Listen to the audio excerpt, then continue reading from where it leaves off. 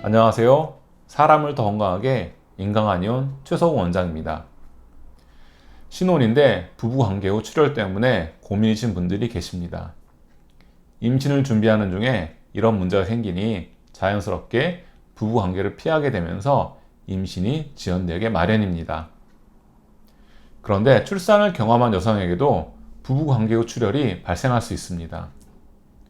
즉, 건강 상황에 따라 출혈이 없던 여성에게도 성관계 후 출혈이 생길 수 있다는 의미입니다. 오늘은 성교 후 출혈이 생기는 원인과 치료 방법에 대해서 말씀드리려고 합니다.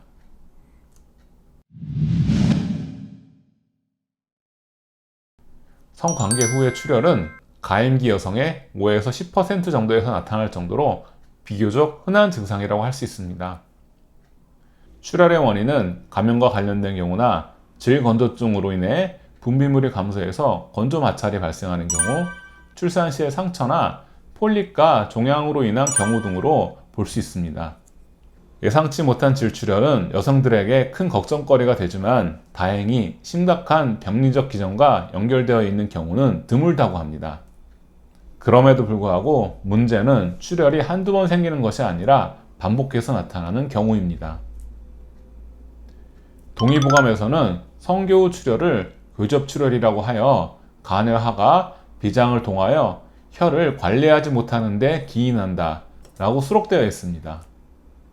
이 구절을 해석하려면 오장의 생리와 병리를 다 설명해야 하는 복잡한 과정이 됩니다.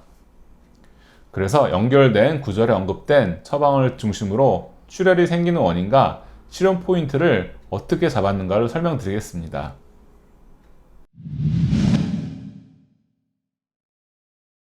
이어지는 구절에서 치료는 보존기탕과 귀비탕을 사용한다 라고 되어 있습니다.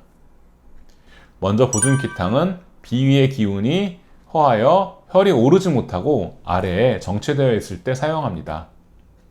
즉, 우리 몸을 위로 끌어올리는 기운이 약해져서 질과 자궁에 혈이 우려되어 있다가 외부 자극에 의해 출혈이 발생한다고 보는 것입니다.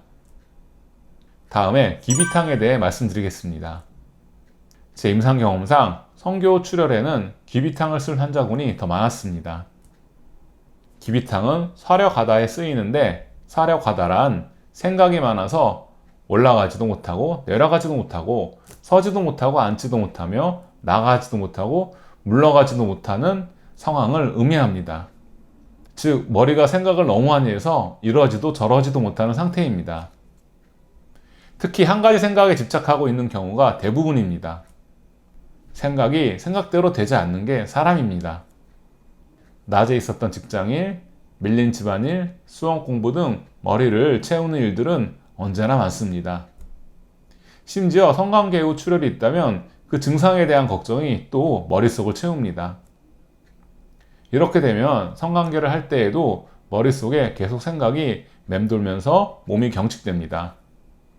즉, 정상적인 성반응이 나타나서 질에 충분한 혈류량이 늘어나서 근육이 이완되고 분비물이 나와야 하는데 그렇지 못하다는 의미입니다. 이때 귀비탕은 긴장을 이완시켜주며 사려가다, 즉 정식적 과로로 인해 나타나는 증상들을 완화시키는 역할을 합니다. 부부관계 시에 출혈을 해결하기 위해서는 평소에 운동이나 명상 또는 본인에게 맞는 방법으로 스트레스를 관리하는 것이 좋습니다.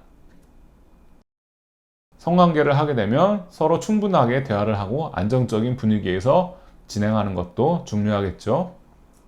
이러한 노력에도 불구하고 출혈 증상이 개선되지 않는다면 체질과 증상에 맞는 한방치료를 통해 출혈을 해결할 수 있습니다.